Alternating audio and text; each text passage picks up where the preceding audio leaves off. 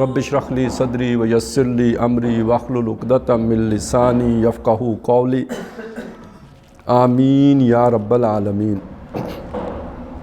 गुज़श्ता हफ़्ते हमने यानी गुज़श्ता बुध के दिन हमने 4 आयतें मुकम्मल पढ़ ली थी। 5वीं आयत पे थोड़ी सी बात हुई थी, उसका बस एक हिस्सा रह गया है, आधा हिस्सा हो गया था। हिकमतुन बालिगतुन पे बात हो गई थी कि ये जो भी ख़बरें थी, जो अम्बिया की ख़बरें आई हैं, अम्बा, उन अम्बा के अंदर यानी वो यानी सिर्फ डरावे ही नहीं थे, इंज़ार ही नहीं था, बल्कि उसमें बड़ी सूझबूझ की बातें भी थी, या उनसे सूझ आती है, उनसे बंदे को बसीरत हासिल होती है। बालिगतुन यानी पहुँच जाने वाली, एक बसीरत यानी कोई सतही सी नहीं, बल्कि ये कि इंसान के दिल पर असरअंदाज होने वाली बसीरत उसे हासिल होती है। फमातूनिन नुज़ुर, अब ये वाला जो हिस्सा है इस पे बात तो हो गई थी, लेकिन ये कि थोड़ी सी इसको समझ लीजिए।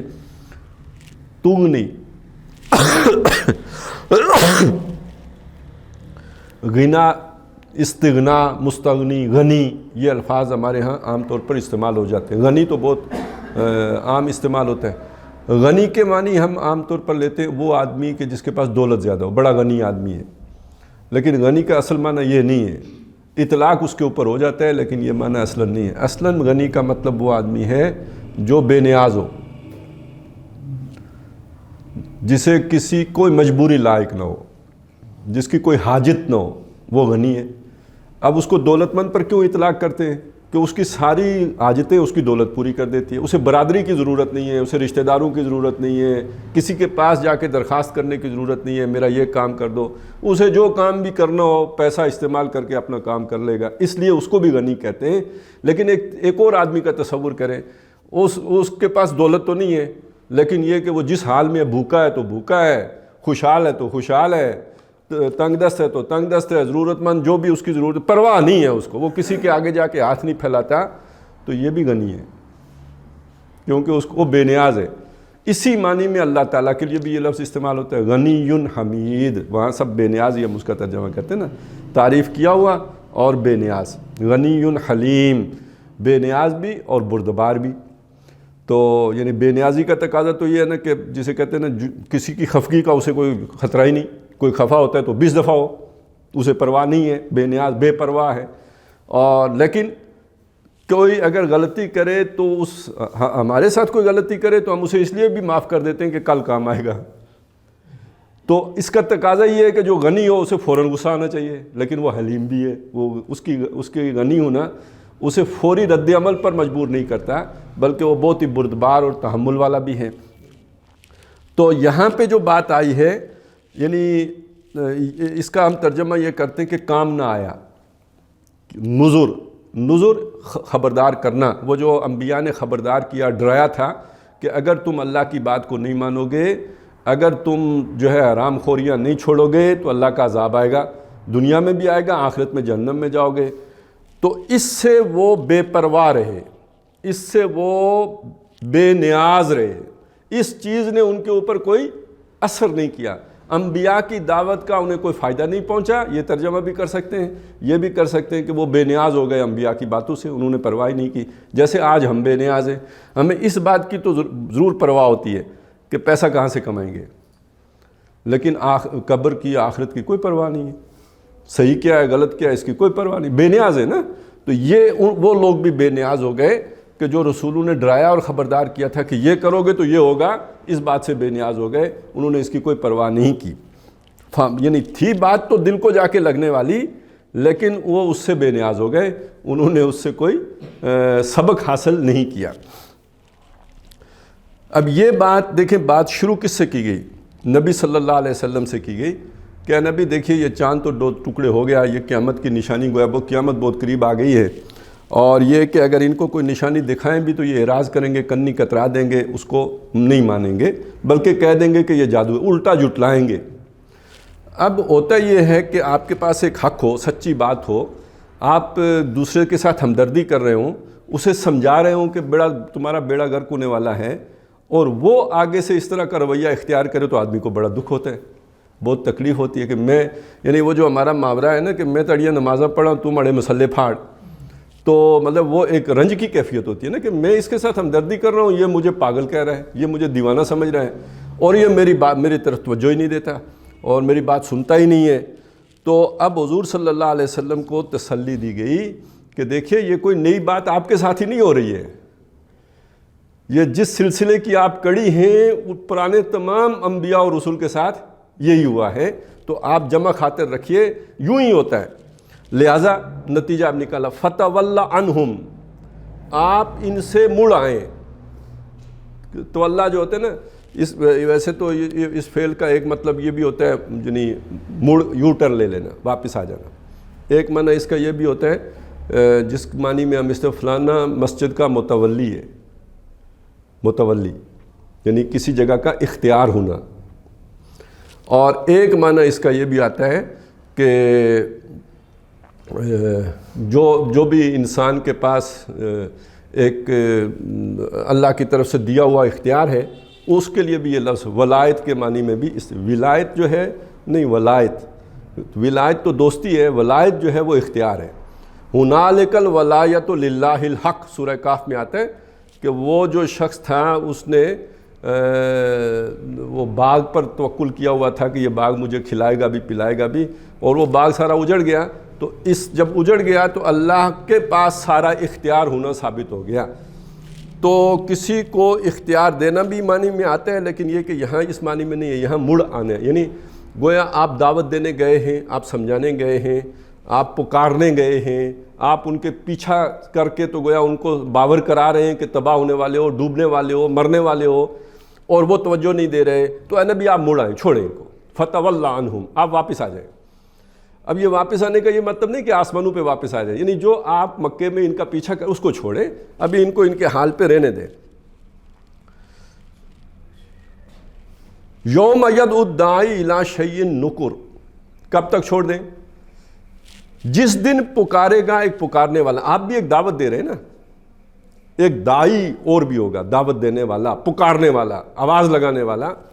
یوم، ایک دن، یدعو، جب پکارے گا، الداعی، ایک پکارنے، ایک خاص وہ پکارنے والا، وہ جو اس پر معین ہے، وہ حضرت اسرافیل ہوں یا جو بھی جس نے بھی سور پھونکنا ہے، الی شیء نکر، ایک ایسی چیز کی طرف جو یہ انکار سے بنا ہے، یہ لفظ نکر، نون کاف را، یعنی جس کو دیکھ کے طبیعت پریشان ہوگی، جو کوئی اچھا جو ہے نا تاثر نہیں چھوڑے گی، ایک ایسی شے کی طرف پکارے گا جس شے کا کوئی اچھا تاثر نہیں ہے، جو پریشان کرنے والی چیز ہے، ناپسندیدہ چیز کی طرف پکارے گا۔ تو یہ کون سی پکار کی بات ہے؟ یعنی یہ ابھی یہ والے کام کریں گے جو یہ کر رہے ہیں، اس کے بعد یہ مریں گے، قبر میں جائیں گے، پھر اس کے بعد ایک سور پھونکا جائے گا۔ اب وہ داعی ہے نا، وہ پکارنے والا جس نے وہ سور پھونکا، جو قبروں سے نکل آئیں گے۔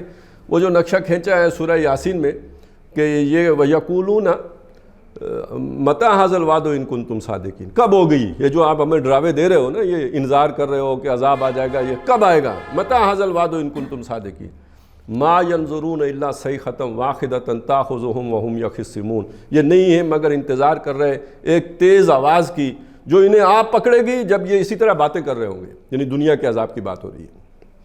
اس کے بعد مر گئے تو پھر کیا ہوگا؟ وَنُفِخَ فِي الصُّورِ، پھر سور میں پھونکا جائے گا۔ فَإِذَا هُم مِّنَ الْأَجْدَاثِ إِلَىٰ رَبِّهِمْ يَنْسِلُونَ، اپنی قبروں سے نکل کر دوڑتے ہوئے اپنے رب کے سامنے جا کھڑے ہوں گے، اور اب وہ کہیں گے کہ یہ کیا ہوا؟ مَن بَعَثَنَا مِن مَرْقَدِنَا، ہمارے سونے کی جگہوں سے ہمیں کس نے نکال باہر کھڑا کیا؟ هَٰذَا مَا وَعَدَ الرَّحْمَٰنُ، او بیڑا غرق، یہ جو رحمان نے وعدہ کیا تھا یہ وہ ہے، وَصَدَقَ الْمُرْسَلُونَ، اور رسولوں نے سچی بات کہی تھی۔ تب سمجھ آئے گی ان کو، آج اس دعوت کو جھٹلا رہے ہیں، آج نہیں مان رہے ہیں۔ تو یوم یدعو الداعی، جب وہ پکارنے والا پکارے گا، الی شیء نکر، ایک ایسی چیز کی طرف جو سخت ناپسندیدہ ہوگی۔ اب جس کو پتہ ہے کہ میں پیپر خالی دے کے آیا ہوں، کچھ بھی نہیں لکھا، یا جو لکھا ہے بعد میں چیک کیا تو سارا غلط لکھا، تو جس دن بتایا جائے گا صبح اٹھ کے کہ آج رزلٹ ہے، اس کے لیے تو وہ شیء نکر ہی ہے نا، اس کے لیے یہ تو بڑا یعنی بے عزتی کا دن ہے، تباہی کا دن ہے، بربادی کا دن ہے۔ آج وہ چاہتا ہے زمین پھٹے، اس کے اندر وہ گھس جائے، اگر ڈھیٹ نہ ہو تو اس پر یہ کیفیات طاری ہوں گی۔ تو اب یہاں تو پھر چلیں، سیکنڈ چانس، تھرڈ چانس، مواقع ہیں، وہاں تو کوئی چانس نہیں ہے. ایک دفعہ پیپر غلط ہو گیا تو ہو گیا, تو وہ کتنی ناپسندیدہ یعنی وہ پکار ہوگی. تو آپ انتظار کیجئے, اے نبی مڑ آئیے, ان کو چھوڑ دیجئے. یوم یدعو الداعی الی شیء نکر, جب پکارنے والا پکارے گا ایک ایسی چیز کی طرف جو سخت ان کو گراں گزرے گی. لیکن وہاں اب دیکھیں نا, یہ آج انہیں دین کی دعوت ناپسند ہو رہی ہے, بلکہ وہ اس طرح کا آدمی دیکھ کے نا کہ جس سے خطرہ ہو کہ یہ دین کی دعوت دے گا, یہ دوری سے رستہ بدل لیتے ہیں, اتنا برا لگتا ہے. اس دن وہ دعوت بھی بری لگے گی, اچھی نہیں لگے گی, لیکن رستہ نہیں بدل سکیں گے. اہم بات یہ. اب اگلے الفاظ سنیے. خشعن ابصارہم, آنکھیں زمین میں گڑی ہوئی ہوں گی, جھکی ہوئی ہوں گی, یعنی اوپر نہیں دیکھ سکیں گے. اللہ کے روب دبدبہ, اس دن کی ہیبت, اس کی وحشت ایسی ہوگی کہ اوپر دیکھنے کا یارہ نہیں ہوگا, آنکھیں زمین میں گڑی ہوئی ہوں گی. خشعن ابصارہم یخرجون من الاجداث, نکلیں گے قبروں سے, جہاں پہ وہ یہاں سے مرنے کے بعد تو قبر میں گئے, اب انہی قبروں سے نکلیں گے. یخرجون من الاجداث, اور اب نکل کے کیسے ہو جائیں گے؟ کأنہم جراد منتشر, ایسے جیسے کہ بکھرے ہوئے ٹڈی دل ہوں. اچھا, اب تو آج کل کے نوجوانوں نے عام طور پہ تو ٹڈی دل دیکھے ہی نہیں ہوتے. اب کوئی پھر 2-1 سال سے جو ہے نا وہ آنا شروع ہو گئے, پنجاب میں آتے ہیں ہماری طرف. تو پہلے جب ہم چھوٹے تھے تو 1-2 دفعہ سنا ہے کہ آ گئے, دیکھے نہیں ہیں. تو سلیاں لیکن اب پنجاب میں پھر آنا شروع ہو گئے, سندھ میں بھی, ہندوستان کے بعض علاقوں میں بھی. تو یہ ان کے بارے میں کہتے ہیں کہ جب یہ آتے تھے نا تو اندھیرا چھا جاتا تھا, یعنی اتنی ان کی تعداد ہوتی تھی کہ سورج کی جو ہے نا روشنی گنا جاتی تھی. اور یہ جب میدانی علاقوں میں آتے تھے تو ریل رک جاتی تھی پٹڑی کے اوپر, اتنا ان کا ڈھیر لگ جاتا ہے. اور جیسے برف کا ڈھیر یہاں لگتا ہے تو اس طرح وہاں ان کا پٹڑی کے اوپر جو ہے نا اس کا ڈھیر لگ جاتا تھا, یعنی اس سے تعداد کا اندازہ لگائیں. اب یہ جن لوگوں نے یہ منظر دیکھا ہوا ہے وہ سمجھیں گے کہ اس دن انسان اس طرح کے ہوں گے, نکلیں گے قبروں سے اور دوڑ رہے ہوں گے. کأنہم جراد منتشر, ایسے ہوں گے جیسے کہ بکھرے ہوئے ٹڈی دل ہوں. سمجھ میں بھی بات آتی ہے. دیکھیں نا, یہاں پہ احساس پروگرام کے تحت ایک جو ہے نا وہ پکارا لگتا ہے کہ جی آج اپنی رجسٹریشن کروا لو, جگہ نہیں ملتی, اتنے بندے اکٹھے ہو جاتے ہیں. تو دور سے دیکھ کے ڈر لگتا ہے, یار اتنے بندوں کا کدھر جو ہے نا ان کو کوئی سنبھالے گا. ابھی الیکشن آئیں گے تو اس میں دیکھیں کتنے دنیا آ جاتی ہے. تو یا یہ کہ کوئی کرکٹ میچ ہو یا کوئی اس طرح کا بھی ہو, اتنا ہجوم دیکھ کے, کسی بڑی جو جماعتیں ہیں ان کا اجتماع ہو تو اتنا ہجوم دیکھ کے دل گھبرانے لگتا ہے. اب آپ سوچیں کہ آدم علیہ السلام کی پیدائش سے لے کر ان کے وقت سے لے کے تا صبح قیامت تک جتنے لوگ پیدا ہوئے ہیں وہ سب اس دن جمع ہوں گے. تو یہ تو ٹڈی دل سے بھی کچھ زیادہ ہی کام ہو گیا. تو خود اس بات کا نا آپ ذرا سوچیں کہ بھئی ایک ہیبت ہے اس کے اندر, اتنے لوگوں کا جم غفیر جسے ہم کہتے ہیں, اس میں تو سانس لینا مشکل ہو جاتا ہے. جن لوگوں نے عمرہ کیا ہے طواف کے دوران کتنی بری حالت ہو جاتی ہے کہ وہ جو ہے نا پاؤں سے پاؤں جڑ جاتا ہے اور پاؤں اٹھانا مشکل ہو جاتا ہے, یعنی اٹھا کے تو پھر تو جگہ نہیں ملتی, اسی کو گھسیٹتے رہتے ہیں ساتھ ساتھ, پھر بھی زخمی ہو جاتے ہیں, پچھلے والا آ کے مارتا ہے. تو اس دن کا کیا عالم ہوگا کہ یعنی یہاں تو چلے 35-40 لاکھ ہوتے تھے, تو یہ تو اربوں, آج بھی دنیا میں 7 ارب انسان ہیں. تو آدم علیہ السلام سے لے کے قیامت تک کتنے کھربوں بن جائیں گے, وہ سارے ایک دن جب نکل کے دوڑ لگائیں گے تو جراد و منتشر سے بات بھی تو بڑھ جائے گی. اور وہ خود کتنا مطلب صرف یہ چیز کتنی خوفناک ہوگی کہ اتنے لوگ اکٹھے ہو جائیں گے, اس سے کتنی گھٹن محسوس کرتا ہے آدمی. وہ جو اس دن کے جو یوم الحسرہ, حسرت کا دن, اور یہ جو یعنی اس کی جو گھبراہٹ ہے وہ کس درجے میں ہوگی. تو ابھی ان کو چھوڑ دیں, یہ مست ہے نا اپنے حال میں, غنی ہیں, انہیں پرواہ نہیں ہے کل کی, لیکن جب وہ دن آئے گا اس دن کے لیے انہیں چھوڑ دیں. یوم یدعو الداعی الی شیء نکر خشعن ابصارہم, آنکھیں جھکی ہوں گی. یخرجون من الاجداث, نکل پڑیں گے اپنی قبروں سے, یعنی آج بستر سے نہیں اٹھتے. آج آپ انہیں دعوت دیتے ہیں, گھر سے نہیں نکلتے, اپنے کاموں میں مشغول, دکان نہیں چھوڑتے, کاروبار نہیں چھوڑتے, تب نہ کوئی مصروفیت نہیں. ہر چیز سے لا تعلق. آج اللہ سے لا تعلق, رسول سے لا تعلق, آخرت سے لا, کل ہر شے سے لا تعلق ہو کے اس پکارنے والے پکار پر دوڑ رہے ہوں گے. یخرجون من الاجداث, دوڑ کے اس کے پاس پہنچنے کی کوشش کریں گے. کانہم جراد منتشر, جیسے کہ بکھرے ہوئے ٹڈی دل ہوں. مہطعین الی الداعی, یہ لفظ پتہ ہے کیا ہے؟ یہ مہطعین جو ہے یہ کیا بتا رہا ہے؟ یعنی اس کے اندر جو تصور ہے نا, داعی تو وہی ہے نا, دعوت دینے والا, وہ جس نے پکار لگائی چلو دوڑو, وہ جو ہوتا تھا نا یہ کوئک مارچ, پریڈ ہوشیار ہوگی, پریڈ ہوشیار باش بھی ہوتا تھا شاید, ٹھیک ہے جی, ہوشیار باش. تیز چل, تو ایک تیز چل, تو ایک جو پتہ نہیں اور جو دوڑنے کو کیا کہتے تھے. تو بہرحال جو بھی ہے, تو اب وہاں پہ بھی تو وہ پکارنے والا پکار کے کہے گا کہ اب دوڑو. کدھر دوڑنا ہے بھائی؟ اس کا نقشہ قرآن مجید نے اس طرح کھینچا ہے کہ جیسے دوڑ کا مقابلہ ہوتا ہے نا, آپ نے اگر وہ دیکھا ہو کہ وہ جو نشان ہوتا ہے تو وہ سارے جو ایتھلیٹ ہوتے ہیں وہ دوڑ رہے ہوتے ہیں کہ پہلے کون پہنچے گا. تو گویا ایک مقابلہ لگا ہوا ہوگا کہ جدھر وہ بلا رہا ہے میں پہلے پہنچ جاؤں. ہر بندہ اپنی میکسیمم سپیڈ سے جو بھی اس کی طاقت ہے اس سب کو بروئے کار لا کر دوڑ رہا ہوگا کہ میں پہلے پہنچوں. یہاں سمجھایا کیا گیا ہے؟ ایک طرف تو انذار ہے, وہی فما تغنی النذر, بندہ ڈر جائے. دوسری طرف یہ بھی کہ اگر اللہ چاہے جو کام اس نے کل کرنا ہے وہ آج بھی کر سکتے ہیں. یہی لوگ جو اتنے بڑے اکڑ خان ہیں, جن کی گردنوں میں سریا ہے, رسولوں کی باتیں نہیں مانتے, یہ کل دوڑ رہے ہوں گے اللہ کے حکم کے تابع, نگاہیں جھکی ہوئی ہوں گی, نگاہ اوپر نہیں کر سکیں گے, اور فل دوڑتے ہوئے جائیں گے اس نشان تک جس کی طرف انہیں پکارا جا رہا ہوگا. آج نہیں تو کیوں؟ اللہ نے انہیں اختیار دیا ہوا, اما شاکرا و اما کفورا. یہ دنیا کی سنت ہے, اللہ نہیں تبدیل کرنا چاہتا, کسی کے اختیار کو سلب نہیں کرنا چاہتا, چاہے تو شکر گزار بنے تو چاہے ناشکرہ بنے. تو یہ ہر داعی کو یہ بات سوچنی چاہیے کہ یہ اس بات پر غمگین ہونے کی ضرورت نہیں ہے کہ میری بات مانی گئی ہے یا نہیں مانی گئی. ہاں, سوچنے کی بات یہ ہے کہ میں نے پوری بات کر دی ہے یا نہیں کر دی. میں نے کسی کے ڈر کی وجہ سے کوئی ڈنڈی تو نہیں مار دی, کوئی اسکپ تو نہیں کر دیا کوئی حصہ, یا کسی کو خوش کرنے کے لیے کچھ اضافہ تو نہیں کر دیا. بس یہ فکر ضرور ہونی چاہیے. باقی آپ بات پہنچ گئی, اب اس نے مانا نہ مانا, اس نے اللہ نے اس کو اختیار دیا ہے, چاہو تو مانو تو چاہو تو نہ مانو. تو آپ کو کیوں فکر مندی ہے کہ وہ مانتا ہے یا نہیں مانتا؟ یہ آپ کی ذمہ داری نہیں ہے کہ وہ مانے یا نہ مانے, یہ اس کا اور اس کے رب کا معاملہ ہے. آپ کی ذمہ داری صرف اسے پہنچا دینے کی. ہاں, پہنچائیں گے نہیں تو مجرم, پہنچا دیا اس کے بعد ماننا نہ ماننا اس کی اپنی ذاتی مسئلہ ہے, اور اس کے رب کے درمیان ہے. مہطعین الی الداعی, دوڑ رہے ہوں گے پکارنے والے کی طرف. آج بھی ایک پکار رہا ہے, اس کی بحری کانوں اس کی بات سنتے ہیں, تب لپک کے جائیں گے اس کی طرف.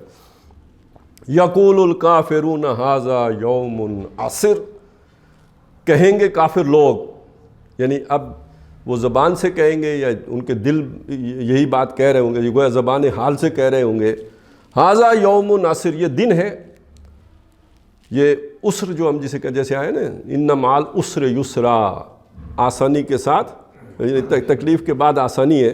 اسی طرح یہ وہی عسر, بہت عسرت کا دن ہے, جو جس میں بڑی تکلیف, بڑا مشکل بھاری دن آ گیا ہے. آج خلاصی مشکل ہے, آج بچنا اور کامیاب ہونا ناممکنات میں سے آج بڑی تباہی کا دن آ گیا, بڑا بھاری دن ہے جو یہ آ گیا ہے. یقول الکافرون ھذا یوم عسر. اب یہ ایک منظر کشی کی ہے, یعنی اصل میں تسلی کس کو دینی ہے؟ محمد الرسول اللہ کو صلی اللہ علیہ وسلم. اور اسی سے سمجھ لیجئے کہ یہ سارے واقعات قرآن مجید نے جو سنائے ہیں نوح علیہ السلام کے باقی رسولوں کے, تو حضور کو تسلی دینے کے لیے کہ آپ کی بات اگر نہیں مان رہے تو یہی چلا آ رہا ہے, نہ وہ جو انہوں نے ہمت ہاری, نہ آپ کو اس پہ غمگین ہونے کی ضرورت ہے, یہ یوں ہی ہوتا رہتا ہے. تو یہاں تک تو وہ آخری دور کی منظر کشی کر دی. اب اس کے بعد دنیا میں جو اللہ کی طرف سے سزا آتی ہے اس کا ذکر شروع ہوا, لیکن اس کا ذکر شروع ہوا ہے جو بڑے بڑے رسول آئے ہیں ان کے تذکرے پر. یعنی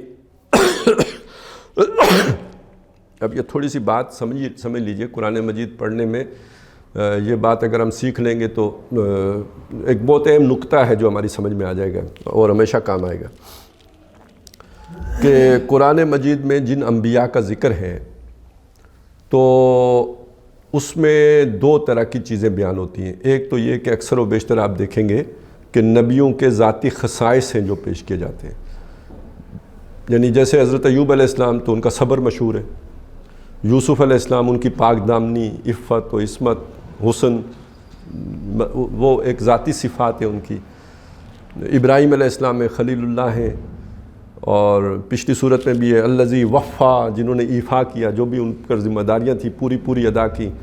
تو مطلب ہر نبی کی جو بھی خصوصیات ہیں خاص ان کی ذات سے تعلق رکھتی ہیں، جو ان کی نبی تو ویسے بھی روشنی کا مینارہ ہی ہے، لیکن یہ کہ ایک کوئی صفت جس میں وہ بہت ہی آگے نکلا ہوا ہے، اور باقی نبیوں پر بھی گویا اس خاص صفت میں مجموعی تو فضیلت ہے، وہ تو نبی صلی اللہ علیہ وسلم سے آگے کوئی نہیں ہے، لیکن کسی خاص معاملے میں کوئی اور اس کی فضیلت ہو سکتی ہے. تو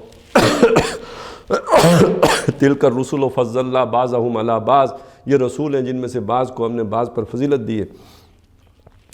تو ایک چیز وہ ہے کہ نبیوں کے ذاتی خصائص اور پھر ان کے واقعات، حالات زندگی جس میں کہ انہوں نے کام کیا اور جو کچھ بھی ان پر بیتی.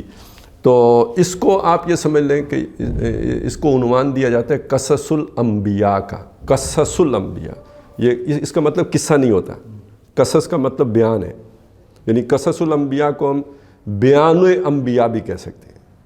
ٹھیک ہے، سمجھ میں آ رہی ہے نا بات؟ یعنی وہ قصص سے دھوکہ نہ کھائیں کہ یہ قصہ ہے. اگر قصہ ہو تو اس کی جمع قصص ہے. قصص الانبیاء ہو تو انبیاء کے قصے، قصص الانبیاء ہو تو انبیاء کے واقعات کا بیان یا انبیاء کا بیان یا بیان الانبیاء، جو بھی آپ اسے کہہ لیں، تو وہ اس کا معنی یہ ہوگا.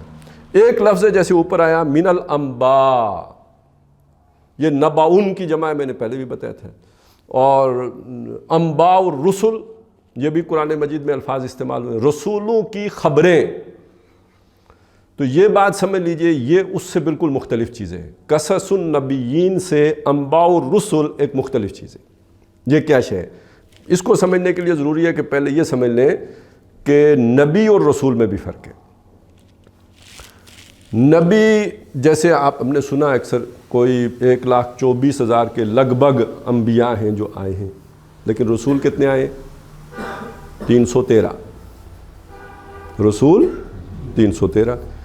اچھا، ہم نے یہ بھی پڑھا کہ نبی قتل بھی ہوئے، یقتلون الانبیاء بغیر حق، انہوں نے انبیاء کو قتل کیا نا حق. اور جو رسول ہیں وہ تو اللہ نے لکھ دیا ہے کہ رسول جو ہے وہ غالب رہیں گے، مغلوب نہیں کیے جا سکتے. رسول کو مغلوب نہیں کیا جا سکتا، وہ قتل نہیں ہو سکتا.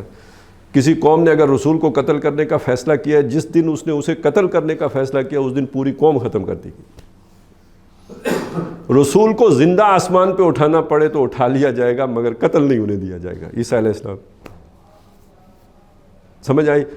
تو اس کو یہ سمجھ، اچھا قرآن مجید میں یہ دیکھنا پڑتا ہے کہ یہاں بعض اوقات نبی کے لفظ میں رسول بھی شامل ہوتے ہیں، بعض اوقات رسول کہہ کے مراد نبی بھی ہوتے ہیں. یعنی یہ بھی ایک مسئلہ ہے، وہ سیاق و سباق سے معلوم کرنا پڑے گا کہ یہاں رسول کے لفظ سے مراد نبی ہے یا رسول کے اگر ہم نے یہ سمجھ لیا کہ جو رسول ہوتا ہے وہ قتل نہیں ہو سکتا، تو کہیں پہ لکھا ہوا ہے کہ رسول قتل ہوئے، تو اس کا مطلب کیا ہوگا کہ اصل میں نبیوں کا ذکر ہو رہا ہے، کیونکہ یہ ایک دوسرے کے مترادف کے طور پر استعمال ہو جاتے ہیں. رسول، رسول موت کے فرشتے کو بھی رسول کہا گیا ہے، تو اب اس سے مراد وہ والا رسول نہیں ہے جو خاص کسی قوم کی طرف بھیجا جاتا ہے. اب فرق کیا اس کو سمجھ لیں. خاص طور پہ ہر رسول لازماً نبی بھی ہوتا ہے. یہ نہیں ہوتا کہ رسول نبی ہونے کے بغیر رسول ہو جائے، نہیں، جو رسول ہوگا وہ نبی لازمی ہوگا، لیکن جو نبی ہے یہ ضروری نہیں ہے کہ وہ رسول بھی ہو. اسی لیے وہ 1,24,000 ہیں تو سارے رسول نہیں ہیں. یہ جو 313 رسول ہیں یہ نبی بھی ہیں، یہ نبیوں سے خارج نہیں ہے. اس کو اس طرح سمجھ لیں کہ بھائی ایک آدمی نمازی ہے تو انسان تو ہے، انسان ہوگا تو نمازی ہوگا، بھینس تو نماز نہیں پڑھتی نا، ٹھیک ہے نا. تو ایک آدمی جو ہے وہ روزہ دار ہے تو انسان بھی ہے. تو انسان ان عام ہے، نمازی کوئی ہوگا، ایمان والا کوئی ہوگا، روزے دار کوئی ہوگا. یہ جیسے یہ بات ہے، ایسے ہی نبی ہونا یہ اللہ کی طرف سے جس کو نبوت پہ سرفراز کیا گیا اس میں سے پھر اللہ کسی کو رسول بناتا ہے. یہاں تک بات ٹھیک ہو گئی. رسول بنانے کا مطلب کیا ہے؟ رسول کا لفظ رسالت، پیغام رسانی. اللہ کا پیغام اس رسول کی طرف آیا، اس نے وہ پیغام بلا کم و کاست پہنچانا ہوتا ہے جن کی طرف وہ معمور کیا گیا ہے. معمور کون کرتا ہے؟ اللہ. اور یہ بھی بتاتا ہے فلانا علاقہ، فلانی قوم، فلانی حدود، اس کے اندر رہنا ہے. اس سے وہ باہر نہیں نکل سکتا. وہ اپنی مرضی سے نکلے تھے نا حضرت یونس علیہ السلام، وہ علاقہ چھوڑ نہیں سکتا جب تک کہ اللہ کی طرف سے اجازت نہ مل جائے. نبی صلی اللہ علیہ وسلم مکہ ام القریٰ میں مبعوث کیے گئے، اگرچہ کہ آپ کی بعثت میں یہ سارا علاقہ شامل تھا، لیکن یہ کہ ہجرت سے پہلے ساری تیاریاں ہو گئیں. حکم بھی گویا ایک طرح سے اذن ہو گیا تھا کہ لوگ جا سکتے ہیں. لوگ جا رہے ہیں، وہ مدینے کی طرف ہجرت کر رہے ہیں. حضور بیٹھے ہوئے، تیاریاں ساری پوری ہیں. حضرت ابو بکر صدیق رضی اللہ تعالیٰ عنہ اونٹنیاں بھی تیار کر کے بیٹھے ہوئے ہیں کہ کب اذن آتا ہے تو چلیں گے. اور روز جا کے پوچھتے ہیں، حضور کہتے ہیں نہیں آیا. پھر ایک صبح انہوں نے کہا کہ اذن آ گیا ہے، ہم نے نکلنا ہے. تو نبی رسول جو ہے وہ اپنی جگہ، جس جگہ پہ وہ مبعوث کیا گیا، اس کو نہیں چھوڑ سکتا جب تک کہ اللہ تعالیٰ کی طرف سے ایکسپریس پرمیشن نہ آ جائے، کیونکہ وہ اپوائنٹڈ ہے اللہ کی طرف سے اس خاص علاقے لوگوں کے لیے. نبی کا معاملہ یہ نہیں ہوتا. وہ جیسے ولی ہوتا ہے، اس کے پاس کوئی چل کے آ جائے گا، سمجھا دے گا. کہیں گزرتے ہوئے کوئی واقعہ ہوگا تو اس پر جو بھی ایک امر بالمعروف نہی عن المنکر کی ضرورت ہے وہ پوری کر دے گا. وہ اس کی وہ والی ذمہ داری نہیں ہوتی جو رسول کی ذمہ داری ہے، کیونکہ وہ تو سفیر ہے اللہ کا، خاص سفیر. اور اللہ کی بادشاہت ہے نا آسمانوں اور زمینوں پر، تو اس نے اپنا سفیر ایک علاقے میں بھیجا ہے کہ میری بادشاہی سے بغاوت ترک کر دو. اب اگر اس سفیر کے ساتھ کوئی اس طرح کا معاملہ کیا جائے، یہ تو دنیا میں بھی اعلان جنگ ہوتا ہے. آپ امریکی سفارت خانے کو چھیڑ کے دیکھیں نا، یہ تو دنیا میں بھی اعلان جنگ ہے. سفارت خانے کی ایک خاص حرمت ہوتی ہے، تو سفیر کی حرمت اس سے بڑھ کر ہوتی ہے. تو اس اعتبار سے سمجھ لیجئے کہ رسول، یہ اب جو رسولوں کے ساتھ واقعات جڑے ہوئے ہیں نا، وہ بہت اہم واقعات ہیں. وہ صرف بیان نہیں ہے اور وہ صرف قصہ نہیں ہے، وہ انباء ہے، نبعن، بڑی بڑی خبریں ہیں وہ. اب ان بڑی خبروں میں اب یہ پوری تاریخ ہے، آپ ذہن میں رکھیں، یہ پورا اگر بٹھا سکے تو، کہ آدم علیہ السلام سے تقریباً 2000 سال کے بعد نوح علیہ السلام ہے، اور نوح علیہ السلام سے تقریباً اتنا یا 1000 سال کے قریب جو ہے نا حضرت ہود علیہ السلام ہے، یا 2000 سال تقریباً، یہ مختلف اس پہ آ رہا ہے. ان سے جو ہے نا 1000 سال بعد صالح علیہ السلام ہے، جن سے 700 سال کے بعد ابراہیم علیہ السلام ہے. ابراہیم علیہ السلام آج سے کوئی 5000 سال پہلے کی شخصیت ہے.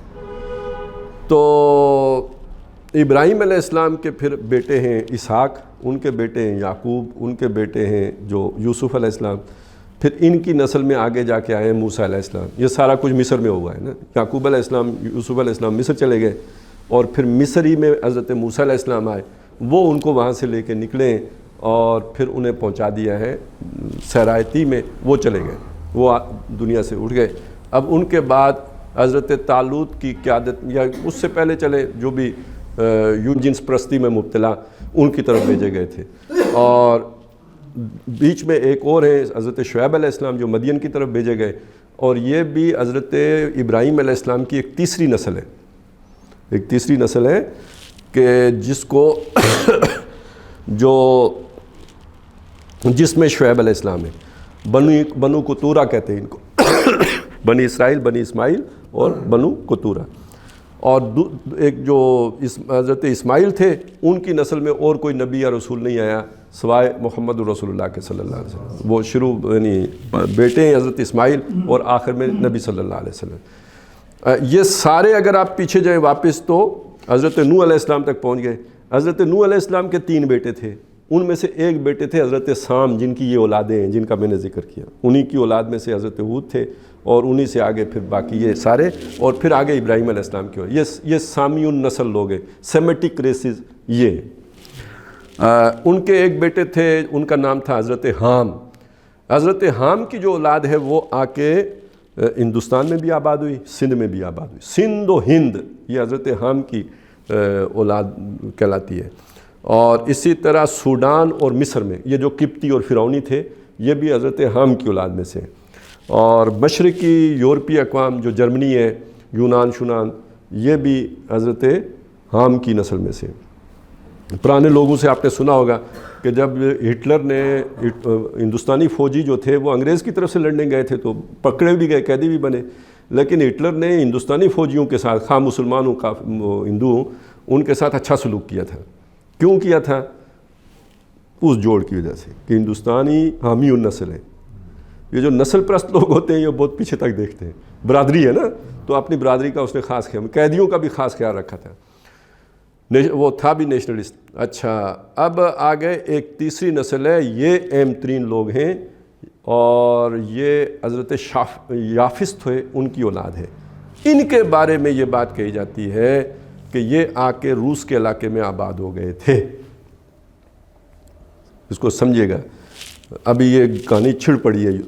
یہ جو آپ کا کو کاف ہے، کو کاف کی پریاں تو یاد ہے نا، کو کاف اگر بھول بھی گیا ہے تو پریاں تو نہیں بھولتا نا بندہ، تو یہ کو کاف کی پریوں کا جو علاقہ ہے، اور یہ جو چیچنیا وغیرہ، اور پھر بلیک سی جس کا اب جھگڑا چل پڑا ہے، سنا ہے کہ ترکی نے کہا ہے کہ میں اس کو سیز کروں گا، یعنی بلاک کر دوں گا بلیک سی کو، جہاں سے روس کی تجارت، یعنی کہانی آگے چلے گی۔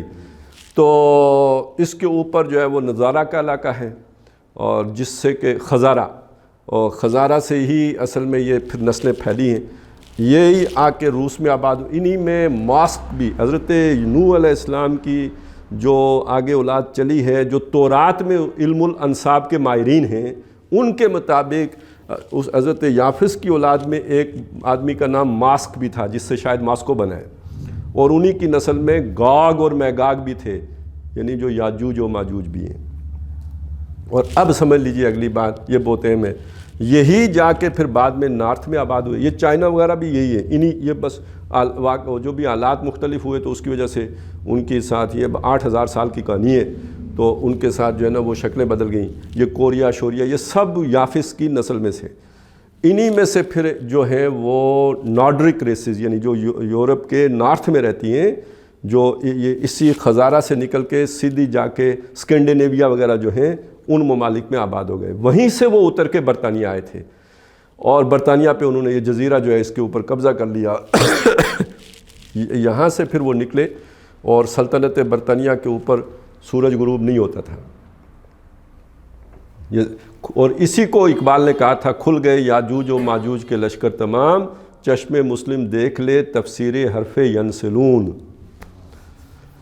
تو اس کے بعد پھر یہی ہیں برطانوی جو آسٹریلیا میں بھی گئے، یہ جو آسٹریلوی گورا ہے یہ بھی برطانوی نسل ہے، اور یہی ہیں جو نیوزی لینڈ میں گئے، یہی ہیں جو جنوبی افریقہ میں گئے، اور یہی ہیں کہ جو امریکہ میں گئے۔ ان سب کو کہتے ہیں ایک، ان کے لیے جو ہے نا لفظ بولا جاتا ہے واسپ، ویسے اس کا مطلب تو وہ تریڈالی سمجھ لیں، لیکن یہ کہ وہ تو ایک مخفف الفاظ ہیں، وہ وائٹ اینگلو سیکسن پروٹیسٹنٹس، رنگ کے گورے، انگلینڈ کے جو ہے وہ باسی، اور پروٹیسٹنٹس مذہب کے اعتبار سے، پروٹیسٹنٹ مذہب کے یعنی عیسائی پروٹیسٹنٹس، یہ ہیں جن کا اس وقت پوری دنیا کے اوپر ہولڈ ہے۔ اور اگلی ایک بات اور سمجھ لیجئے کہ جو اسرائیل ہے، جن کو ہم کہتے ہیں یہودیوں کی حکومت، یہ یہودیوں کی حکومت نہیں ہے، یہ بہت ضروری ہے سمجھنا، یہ یہودی نہیں ہے، یہ کنورٹڈ یہودی ہیں، اور یہودی مذہب کے مطابق کوئی شخص یہودیت اختیار نہیں کر سکتا، کیونکہ وہ نسلی مذہب ہے، وہ صرف بنی اسرائیل ہو سکتے ہیں، کوئی غیر اسرائیلی بنی اسرائیل کیسے ہو سکتے ہیں؟ سمجھ میں آگئی نا بات؟ جبکہ یہ 13th ٹرائب تھا، یہ اسی خزارہ کے علاقے کے رہنے والے خزارین اور اشکنازی یہودی ان کو کہتے ہیں، یہ اصلی یہودی نہیں ہے، اور نسلاً یہ برطانیہ والوں، امریکہ والوں، جو وہی وائٹ اینگلو سیکسن کے ساتھ یہ ملتے ہیں، نسل ان کی وہی ہے۔ تو اس وقت یوں سمجھ لیں پوری دنیا پر حکومت انہی کی ہے، یہی چھائے ہوئے۔ اور اب یہ جو روس سے کام شروع ہوا ہے، تو یہ مجھے تو وہ آیت ذہن میں آ رہی تھی کہ جس میں وہ آتے ہیں نا وَتَرَكْنَا بَعْضَهُمْ يَوْمَئِذٍ يَمُوجُ فِي بَعْضٍ، اس دن ہم ان کو چھوڑ دیں گے ایک دوسرے میں موج مازی کرتے ہوئے نا، یعنی آپس میں ہی گتھم گتھا ہو جائیں گے، ادھر بھی وہی ادھر بھی وہی۔ اور میرا اپنا خیال تو یہ ہے کہ روس کے پیچھے اصل میں اگر آپ دیکھیں نا، جنگیں دنیا میں ہوتی ہیں، لڑائی بڑائی ہوتی ہے نا، ہماری یہ لڑائیاں کس بات پہ ہوتی ہیں؟ ویسے تو مشہور ہے زن زر زمین، تو ظن کا مسئلہ اب ختم ہو گیا، وہ غیرت تو سب میں ختم ہو گئی. اب وہ مرغے بس اب لڑتے ہیں ککڑیوں پر، مرغیوں پر، باقی انسانوں کے اندر اب وہ غیرت تو تقریباً ان کا ہو گئی ہے. تو بلکہ سویلائز بندہ وہ ہے جو برداشت اس کے اندر یہ بھی پیدا ہو گئی ہو. تو زن والا تو کہانی ختم ہو گئی، پیچھے رہ گئی زر و زمین. تو جھگڑے دنیا میں سارے زر اور زمین پر ہی ہوتے ہیں. اسٹریٹجیکل اہمیت کا علاقہ وہ کسی دوسرے کے پاس نہ چلا جائے، اور دوسرے کے پاس کیا ہو جائے گا تو کیا تجارتی نقصان پھر زر کے ساتھ ہی جا کے جڑ جائے گا. تو اس اعتبار سے آپ دیکھیں تو اس وقت دنیا میں دو طاقتوں کا، معاشی طاقتوں کا کانفلکٹ ہے، وہ چائنا اور امریکہ ہے. روس بیچ میں نہیں ہے. وہ کولڈ وار والا روس ختم ہو چکا ہوا ہے. اب اس وقت جو بڑا کانفلکٹ ہے، معاشی کانفلکٹ، وہ چائنا اور امریکہ کا ہے. اور چائنا نہیں چاہتا کہ وہ ڈائریکٹ انوالو ہو امریکہ کے ساتھ. تو جب بڑا چودھری جس کے پاس پیسہ ہو اور وہ نہ چاہے کسی کے ساتھ خود متھا لگانا، تو وہ کسی کو بھی پھونک مار سکتا ہے جو تنگ ہو چودھری سے، دوسرے چودھری سے. تو یہ یوں سمجھ لیں کہ رشیا کو تنگ تو کر رہا تھا یورپ بھی، نیٹو بھی، اور یہ امریکہ بھی، لیکن اس کی معیشت ساتھ دینے کے لیے تیار نہیں تھی، وہ صبر کیے ہوئے تھا. یہ آشیرواد جو ہے نا کہ ڈالروں کی فکر نہ کرنا، باقی مشینری آپ کے پاس ہے، اللہ کا نام لے کے شروع کرو. تو یہ وہ آ کے کنٹینمنٹ آف چائنا پالیسی پہ عمل کر رہے ہیں. پاکستان سی پیک بند کرے اور یہ کرے اور وہ کرے، انڈیا کو الاشیریاں دے رہے ہیں. تو کاؤنٹر اسٹریٹجی بھی تو کسی نے بنائی ہوگی نا، وہ یہ ہے. اور میں یہاں آپ کو پہلے بتا چکا ہوں کہ میرے حساب میں جو ورلڈ وار 3 ہونی ہے، اس میں ایک طرف روس، چائنا، ایران، شام وغیرہ، یہ سارا خطہ ایک طرف ہوگا، اور ترکی تو میرا خیال ہے ملیا میٹ ہو جائے گا. یہ ابھی وہ اس نے پنگا لے لیا ہے نا کہ میں سیز کروں گا اس کو، بلیک سی کو. تو یہ تو روس کو چیلنج ہے، ٹھیک ہے. ایک وہ پہلے بھی کر چکا ہوا ہے جب آذربائیجان کی مدد کی تھی آرمینیا کے مقابلے میں، اور روس کی وہ جو ٹیکنالوجی ہے اس کا برکس نکلوا دیا تھا اپنی ڈرون ٹیکنالوجی کے ذریعے سے. تو وہ روس تپا ہوا تو ہے. تو یہ پورا ایک سعودی عرب بچے گا جو امریکی کیمپ میں ہے، اور ساتھ وہ اسرائیل، کیا پتہ اس کا بھی ہو جائے، کیونکہ ہے نسل، میں نے آپ کو بتایا وہ وائٹ وہی نسل ہے. تو یہ کہانی بنتی نظر آ رہی ہے. لیکن چائنا سامنے نہیں آئے گا، البتہ پیچھے سے کھیل کھیلے گا. اور چائنا کی پوری کوشش یہ بھی ہوگی انڈیا پاکستان کی بھی پراکسی کرائے، مطلب پاکستان کو اپنی پراکسی بنائے.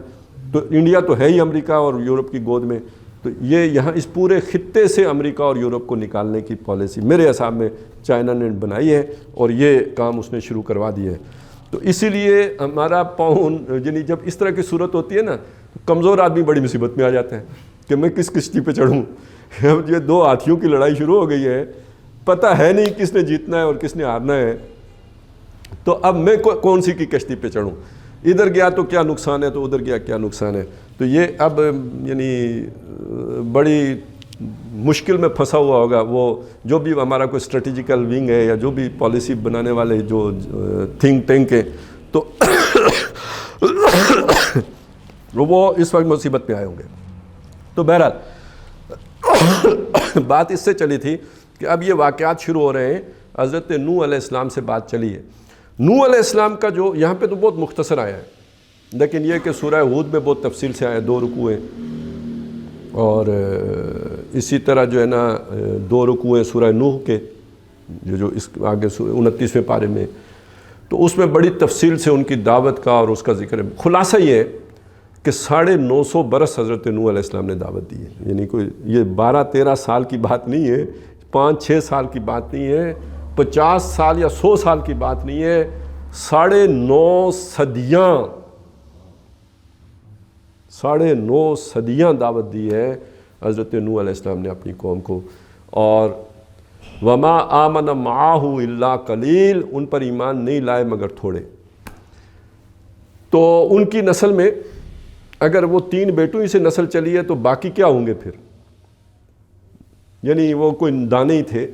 بعض مفسرین جو ذرا تھوڑا سا ایک وہ رکھتے ہیں ذوق، یعنی چیزوں کو حالات کے تناظر میں بھی دیکھتے ہیں، ان کا خیال تو یہ ہے کہ وہ جو ان کے جیسے پہلے گھر ہوتے ہیں نا، بڑے حویلی ہے، بڑا کوئی گھر ہے، کسی بڑے آدمی کا گھر ہے، تو ان کا اپنا ہی نائی بھی ہوتا تھا، اپنے ہی جوتی گانٹنے والا بھی ہوگا. یعنی یہ جو توابع لوگ ہوتے تھے یہ اپنے ہی ہوتے تھے. جیسے برادریوں نے اپنے اپنے رکھے ہوئے تھے، تو اس وقت بڑے سردار لوگوں نے. اب تو حضرت نوح علیہ السلام بھی ایک معزز خاندان سے تعلق رکھتے تھے. یعنی ان کے گھر کے جو اپنے نوکر چاکر کہہ لیں یا جو ان کے کام کاج کرنے والے بس وہی تھے, باقی کوئی نہیں ایمان لایا.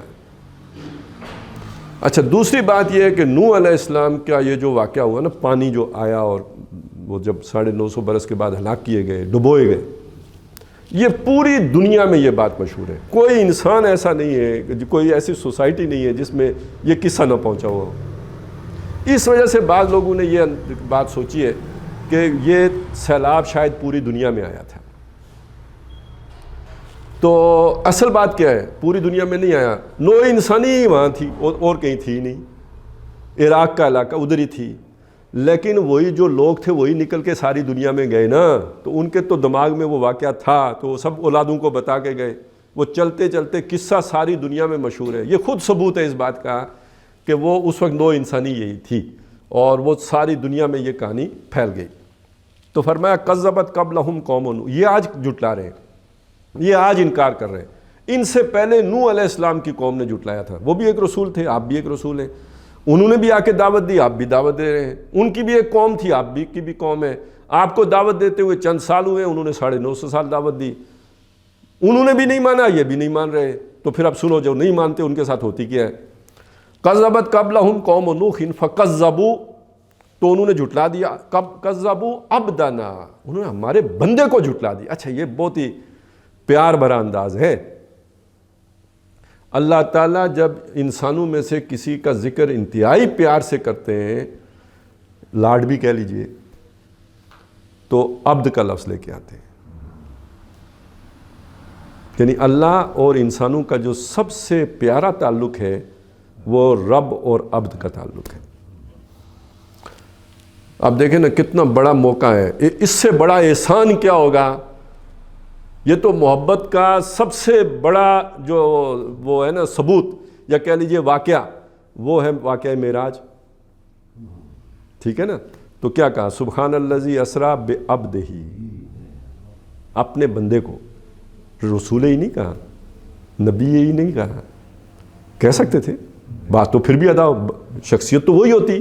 رسول ہی کہتے تب بھی محمد مراد ہوتے صلی اللہ علیہ وسلم, نبی ہی کہتے تب بھی محمد مراد ہوتے صلی اللہ علیہ وسلم, عبد ہی کہا تب بھی وہی مراد ہے. لیکن یہ کہ اس لفظ نے کوئی تاثر چھوڑا ہے نا. الحمدللہ الذی انزل علی عبدہ الکتاب, قرآن کا نزول کتنی بڑی بات ہے. اللہ نے اپنا پیغام کس پر پہنچایا جی, اپنے بندے پر پہنچایا. تبارک الذی انزل الفرقان علی نزل الفرقان علی عبدہ لیکون للعالمین نذیرا. تو یہ اب مقام عبدیت آپ کو اچھمبا نہ ہو تو بعض صوفیاء کی یہ رائے ہے, اگرچہ کہ پھر اس کے جب جاہل آدمی کے ہاتھ کوئی بہت اونچی بات لگتی ہے نا تو وہ پتنگڑ بن جاتے ہیں. یہ ایک بڑا مسئلہ ہوتا ہے. وہ جو صحیح کہا ہے کسی نے کہ خاصاں دی گل آما آگے مناسب نہیں کرنی, میٹھی کھیر پکائی ممدہ کتے آگے ترنی. تو بعض باتیں بہت اعلیٰ ہوتی ہیں لیکن وہ ایک عام آدمی ان کو پوری طرح اس کا فہم نہیں حاصل کر سکتا, اس کے الٹے معنی نکال لیتا ہے, غلط معنی نکال لیتا ہے, پھر وہ پورا عقیدہ ہی غلط ہو جاتا ہے اس کا. اور یہ بات اقبال نے بھی مانی, علامہ اقبال جیسے آدمی نے بھی مانی کہ مقام رسالت و مقام نبوت سے مقام عبدیت کی فضیلت زیادہ ہے. تو یہ کسی نبی کے مقابلے میں یا کسی رسول کے مقابلے میں کسی بندے کے مقام کی زیادہ نہیں ہو سکتی, یہ سمجھ لیں. لیکن جو قرآن مجید کو بھی آپ پڑھتے ہوئے یہ محسوس کریں گے کہ یہاں جو انتہائی پیار کی جب بات آئی تو وہاں نہ نبوت کا ذکر کیا, نہ رسالت کا ذکر کیا, بلکہ عبدیت کا ذکر کیا. تو اس کی فضیلت ہے تو کیا نا. اسی لیے کہا نا اب دیگر عبدہ دیگر. جو بندے تو ہم سب ہیں, عبد اور شے ہوتی. عبدہ اس کا بندہ جس کو اس نے کہا یہ میرا بندہ ہے, یہ تو پھر بات ہی اور ہو گئی. تو یہاں عبدنا ظاہر ہے جس نے 950 سال محنت کی ہو تو اس سے پیار نہیں ہوگا. فکذبوا عبدنا, انہوں نے ہمارے بندے کو جھٹلا دیا. وقالوا, صرف جھٹلایا نہیں, انہوں نے کہا مجنون وازدجر, اسے کہا پاگل ہے, دیوانہ ہے, مجنون ہے, یہ ہر وقت لگا رہتا ہے, مجنون پاگل. وازدجر, اور اسے جھڑک دیا, ڈانٹا, اس کو روب جاڑا اس پر. اس کو جو ہے نا مطلب جیسے ڈراتے ہیں، یا جو جیسے وہ ہوتے ہیں نا وہ پرانے جو ہمارے جن کے کانوں پہ بال ہوتے تھے تو وہ جو ان کا ایک انداز ہوتا تھا اپنا روب جھاڑنے کا، تو اس طرح انہوں نے حضرت نوح علیہ السلام پر اپنا روب بھی جھاڑا، وزدجر، ڈانٹ دیا اس کو. فدعا ربہ، تو اس نے پکارا اپنے رب کو، عبد و رب، اس نے پکارا اپنے رب کو. انی مغلوب، میں تو مغلوب ہو گیا، مجھے تو دبا دیا گیا، میری کوئی سنتا ہی نہیں. یہ تو ایک علیحدہ بات ہے، لیکن اب میرے اوپر وہ کیا نیا آرڈیننس آیا ہے جی، پتہ نہیں پیکو کیا ہے، کیا آرڈیننس ہے جی، وہ جو ابھی ہائی کورٹ نے معطل کر دیا ہے. بہرحال یعنی زبان بندی، پیکا، ہاں جی، انہوں نے میری زبان بندی بھی کر. انی مغلوب، اب مجھے بولنے بھی نہیں دیتے، ڈانٹتے ہیں، جھڑکتے ہیں، ڈراتے ہیں. مغلوب فانتصر، تو بدلا لے، فانتصر، تو بدلا لے. اب بس رسول کی یہ بات کوئی معمولی بات نہیں ہے. موسیٰ علیہ السلام نے بھی کہا تھا، جب آئے فرعون کو دعوت دی، اور اس میں پھر ساتھ یہ بھی کہا کہ میں نشانی بھی لے کے آیا ہوں، اور آخر میں کہا انی اُذتُ بربی وربکم ان ترجمون وَإِن لَّمْ تُؤْمِنُوا لِي فَاعْتَزِلُونِ، میں اپنے رب کی پناہ پکڑتا ہوں، تو اگر تم ایمان نہیں لاتے تو مجھ سے کنارہ کش رہو، یعنی میرے اوپر کوئی دست درازی کی کوشش نہیں کرنا. ورنہ اس کے بعد جب انہوں نے سمجھایا نہیں مانے، انہوں نے کہا فدعا ربہ، انہوں نے بھی پکارا اپنے رب کو. ان ہؤلاء قوم لا یؤمنون، یہ وہ قوم ہے جو ایمان نہیں لائے گی. اگلا حکم یہ ہے فاسر بعبادی لیلا، میرے بندے رات کو لے کے نکل جا، واترک البحر رہوا، اور سمندر کو کھلا چھوڑ جا. تو جس طرح رستہ بنا تو نکل جا، دوبارہ اسے بند نہیں کرنا، اسے کھلا چھوڑ جانا. انہم جند مغرقون، یہ فوج ہے بڑی ایک نمبر، یہ سب غرق ہونے والے ہیں، اس میں سے کوئی نہیں بچے گا. انہم جند مغرقون. تو جب رسول یہ بات کہہ دیتا ہے کہ میں مغلوب ہو گیا ہوں، یا اب میری نہیں سن رہے، یا میری زبان بندی کر دی گئی ہے، پھر یہ کام چھٹی، پھر ختم. تو حضرت نوح علیہ السلام نے فرمایا انی مغلوب، میں مغلوب کر دیا گیا ہوں، فانتصر، تو بدلا لے. ففتحنا ابواب السماء بماء منہمر، تو ہم نے کھول دیا آسمان کے دروازے ایک ایسے پانی سے جو چھاجوں برس رہا تھا. یہ منہمر، یہ نہر سے نہیں ہے، ہمر یہ چڑی ہوتی ہے نا، چڑی، جھڑی لگی ہونی، یعنی یا موسلا دھار بارش جسے کہتے ہیں. ایک تو موٹی موٹی موسلے کی طرح، یعنی مولے آ رہا، اور پھر یہ کہ جیسے موسلا برستا ہی رہتا ہے نا ایک کے بعد دوسرا، تو اسی طرح وہ آگے پیچھے آ ہی رہی ہے. تو ایک بہت موسلا دھار بارش چھاجوں میں برستا. یا ایک ہمارے ہاں پہلے وہ چیز تھی کہ ایک محاورہ تھا، اب تو لوگوں کو یاد بھی نہیں ہوگا، جسے ہاں آج کل انگریزی میں کہتے ہیں کلاؤڈ برسٹ. اس کے لیے اردو میں تو مجھے کوئی لفظ نہیں معلوم. ہماری پرانے لوگ ایک لفظ بولتے تھے بجل ٹینا. ایک بجلی ہے جو گرتی ہے، ایک بجل ٹینا ہے. بجل ٹینا ایک علیحدہ بات ہے، وہ بجلی نہیں ہے، وہ یہ کلاؤڈ برسٹ ہے، جس میں بادل پھر ایک یوں سمجھیں کہ جیسے اوپر کوئی ٹینکی رکھی تھی، وہ دڑم ایک دم پانی نیچے آ گیا. تو یہ منہمر کوئی اس طرح کی چیز ہے. تو ففتحنا ابواب السماء بماء منہمر، یہ تو اوپر سے ہوا. وفجرنا الارض عیونا، زمین کے چشمے بھی پھاڑ کے نکال دیے. زمین کے اندر بھی تو پانی ہی پانی ہے، تو وہ بھی ہم نے پھاڑ کے نکال دیا. اندر کا پانی بھی باہر آ گیا، اوپر سے بھی پانی، دریا گویا ہم نے کھول دیے سارے، جو ہے ان کے وہ برسنے شروع ہو گئے. فالتقى الماء، پانی ایک دوسرے میں گھس گیا، مل گیا، گھس گیا. اصل میں التقاء کہتے ہیں. یہ قرآن مجید میں یہ لفظ استعمال ہوا ہے دو لشکروں کے آپس میں کی مڈبیڑ کے لیے. یوم التقى الجمعان، جس دن دو جماعتیں آپس میں ٹکرائیں. تو یعنی پرانی لڑائی اگر آپ ذہن میں رکھیں، ہو سکتا ہے میں نہیں دیکھ سکا ہوں یہ جو آج کل یہ ڈرامہ دکھائے رہے ہیں یہ ارطغرل، لیکن یہ کہ اندازہ لگا سکتا ہوں کہ اگر وہ لڑائیاں دکھا رہے ہوں گے تو وہ تلواروں کی لڑائیاں ہیں، تو وہ جب لڑائی ہوتی ہے تو وہ بالکل صفیں چیرتے ہوئے ایک دوسرے میں گھس جاتے ہیں، وہ والا ادھر اور ادھر والے ادھر. یہ ہے گویا التقاء. تو یوم التق الجمعان، جب دو جماعتیں آپس میں گتھم گتھا ہو گئیں، تو وہ فلتق الماء، جب پانی آپس میں گتھم گتھا ہو گیا، اوپر والا پانی نیچے والے پانی کے ساتھ مل گیا، فلتق الماء، تو پانی آپس میں مل گیا، علی امر قد قدر، ایک ایسے کام کے لیے جو طے قدر، جس کی تقدیر مقرر تھی، جو پہلے سے طے شدہ تھا۔ وہ کام کیا ہے؟ اب دیکھیے وہ نہیں کھولا، سوچ کے لیے چھوڑ دیا۔ یہ قرآن مجید کا اپنا ایک انداز ہے، یعنی سمجھ سکتے ہو نا پھر کیا ہوا، پتہ ہے نا پھر کیا ہوا، یعنی اس میں وہ سارے ڈوب گئے۔ اچھا پانی ہے، جو سمندر بن گیا، وہ پورا علاقہ، جیسے یہاں کاغان کے برابر پانی آ جائے تو کیا ہوگا، سب سمندر ہی بن گیا۔ تو اب حضرت نوح علیہ السلام بھی تو ادھر ہی ہیں، ان کا کیا ہوگا؟ وہ ساری تفصیل جو ہے وہ آئی کہ وہ ایک ان کی بیوی رہ گئی، ایک ان کا بیٹا رہ گیا، باقی سب وہ پہلے ہی ایک کشتی بنانے کا اللہ نے حکم دے دیا تھا، اس کشتی پر سوار ہو کر اللہ تعالیٰ نے ان کو بچا لیا۔ لیکن یہ اتنا آسان نہیں ہے، آگے جو الفاظ ہیں ان میں اشارہ موجود ہے، وہیں پہ میں وضاحت بھی کر دوں گا۔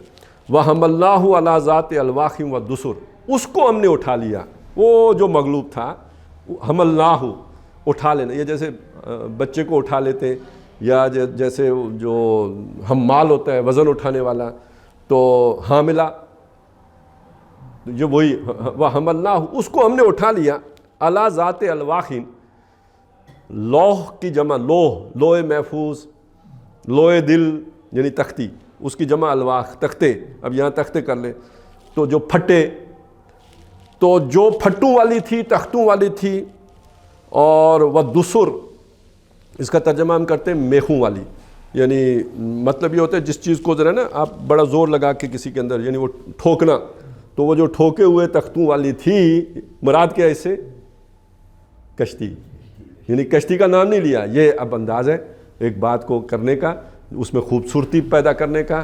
تو ایک تختوں والی پر، جس میں جو میخوں سے ٹھوکی گئی تھی، جو تختے جوڑے گئے تھے، اس پر اٹھا لیا۔ تجری بِأَعْيُنِنَا، وہ چل رہی تھی ہماری نگاہوں کے سامنے۔ اللہ کی نگاہوں سے کیا اوجھل ہے؟ کچھ نہیں۔ یہاں اس کا کیا مطلب ہے؟ وہ سفر آسان نہیں تھا۔ آپ سوچیں، طوفان کا اندازہ لگائیں، موجوں کا اندازہ لگائیں، کل جبال، پہاڑوں جیسی موجیں اٹھ رہی ہیں، ایک جو ہے وہ معمولی سی کشتی، اس میں کیسے اس کی بچت ہوگی، وہ ڈوبنے سے کیسے بچے گی؟ تو یہ حملنا کا مطلب یہاں پہ لے لیں، وہ ہم چلا رہے تھے اسے، وہ ہماری حفاظت میں تھی، اس کی نیویگیشن، اس کی سٹیئرنگ سب ہمارے ہاتھ میں تھا۔ وہ نوح علیہ السلام کو کیا پتا کہ نیویگیشن کیا ہوتی ہے، تو ان کو کیا پتا کہ بھئی وہ اس کی جو ہے نا وہ اس کو سٹیئر کیسے کرتے ہیں۔ تجری بِأَعْيُنِنَا، اس کے پہلے بھی آ چکا ہے، اس سے پہلے تو کبھی کشتی بنی ہی نہیں تھی۔ تو یہ بھی کہا کہ کشتی بناؤ بِأَعْيُنِنَا وَوَحْيِنَا، ہماری نگاہوں کے سامنے بناؤ، اور جیسا ہم بتاتے ہیں اس طرح بناؤ۔ یعنی ڈیزائن کس نے کی تھی، اس کا نقشہ کس نے بنایا تھا، ایک ایک تختہ کہاں لگانا ہے کس نے بتایا تھا، کیسے کاٹنا ہے کس نے بتایا تھا؟ وَوَحْيِنَا، ہمارے حکم کے مطابق، ہماری بتائی ہوئی طریقے کے مطابق بناؤ۔ تو یہ کشتی بنوائی بھی اللہ تعالیٰ نے، اور پھر چلوائی بھی اللہ تعالیٰ نے، اور اس کی وہ سارے اس کو صحیح جگہ محفوظ ٹھکانے تک پہنچایا بھی اللہ تعالیٰ نے۔ اس ساری بات کو یہاں پہ صرف ایک لفظ سے بیان کر دیا، تجری بِأَعْيُنِنَا، وہ چل رہی تھی ہماری نگاہوں میں، ہماری آنکھوں کے سامنے، یعنی ہم اسے چلا رہے تھے، ہم اس کو لے کے جا رہے۔ اور یہ جو سارا واقعہ ہوا، یعنی یہ جو طوفان آیا، تباہی آئی، بربادی آئی، ساری نسل ختم ہو گئی، ایک جو ہے وہ شخص کی اولاد بچ گئی، باقی سب ختم۔ یہ کیا تھا؟ جزاء لمن کان کفر، یہ بدلہ تھا ان کا کہ جنہوں نے ناشکری کی تھی، جنہوں نے ہمارے بندے کو جھٹلایا تھا، جنہوں نے ہماری بات نہیں مانی تھی، یہ اس کا بدلہ تھا۔ وَلَقَدْ تَرَكْنَاهَا آیَةً، اور اس کشتی کو ہم نے چھوڑ دیا ہے ایک نشانی بنا کر۔ اب اس کے کئی طرح سے معنی کیے گئے ہیں، یعنی یہ واقعہ چونکہ سب کو معلوم ہے تو نشانی لوگوں کے لیے ایک نشانی ہے، ایک تو یہ آسان سا معنی ہے، لیکن ایک معنی اس کا یہ بھی کیا گیا ہے کہ اللہ تعالیٰ نے اس کشتی کو آج بھی کہیں محفوظ رکھا ہوا ہے، وہ جو جودی پہاڑ ہے اس کی چوٹی پر، اور کوئی آگے چل کر کبھی نہ کبھی وہ دریافت ہو جائے گی، اور یہ لوگوں کے لیے ایک بہت بڑی نشانی بن جائے گی۔ اور یہ بھی معنی ہے کہ وہ کشتیاں جو ہیں یہ باقی سب اسی کی اولادیں سمجھ لیں، وہ ماں تھی، یہ باقی اسی کی بیٹیاں ہو گئیں، جیسے کہ سورہ یاسین میں آیا ہے وَآیَةٌ لَّهُمْ أَنَّا حَمَلْنَاهُمْ ذُرِّيَّتَهُمْ فِي الْفُلْكِ الْمَشْحُونِ، حوالہ اسی کی طرف ہے. یہ بھی ان کے لیے نشانی ہے کہ ان کی اولادوں کو ہم نے اٹھایا تھا وہ ایک بھری ہوئی کشتی میں، نوح علیہ السلام کی کشتی، اور وَخَلَقْنَا لَهُم مِّن مِّثْلِهِ مَا يَرْكَبُونَ، اسی کی طرح کی ہم نے ان کے لیے بھی بنا دی ہیں جن کے اوپر یہ سواریاں کرتے ہیں. تو آج ساری دنیا میں جتنی نیوی ہے یا جو بھی فلیٹس ہیں یا جو بھی شپنگ ہے، وہ ساری در حقیقت وہ اس کی ابتدا تو وہیں سے ہوئی، تو وہ نشانیاں ہیں، گویا اسی کی نشانیاں ہیں وہ ساری کی ساری. وَتَرَكْنَاهَا آیَةً فَهَلْ مِن مُدَّکِرٍ، تو ہے کوئی سمجھنے والا، عقل کرنے والا، سبق لینے والا کوئی ہے؟ فَكَيْفَ كَانَ عَذَابِي وَنُذُرِ، سمجھ آئی کیسا ہوتا ہے ہمارا عذاب، میرا عذاب اور میرا خبردار کرنا. جب میں خبردار کرتا ہوں نہیں مانتے تو پھر میرا عذاب کیسا ہوتا ہے. اس ایک واقعے سے سمجھ لو کوئی چاہے تو یہی کافی ہے. وَلَقَدْ يَسَّرْنَا الْقُرْآنَ، یہ ہے اصل میں قرآن کو ہم نے اس اعتبار سے بہت آسان بنایا ہے. سبق لینا بہت مشکل نہیں ہے، بہت فوری سمجھ، ہر آدمی کو، ان پڑھ کو بھی سمجھ آ جائے گا. ہم نے قرآن کو بڑا آسان بنایا ہے.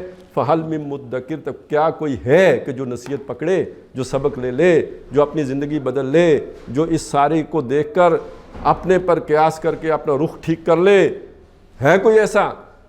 تو بس اصل میں تو سوال تو یہ ہے، جو سارے واقعات سن کے تو اپنے قصے کہانیاں بیان کرنی ہے آگے، یا یہ کہ اس سے خود سبق لینا ہے؟ یہ ہے اصل میں سبق قرآن مجید کا، جو مشکل نہیں ہے، ہر آدمی کو سمجھ میں آ سکتا ہے. اللہ تعالیٰ ہمیں اس کی سمجھ بھی دے اور اسے ہمارے ذہنوں میں مستقلاً بٹھا بھی دے، یہ نکل نہ جائے ذہن سے. بارک اللہ لی ولکم فی القرآن العظیم ونفعنی وایاکم بالآیات والذکر.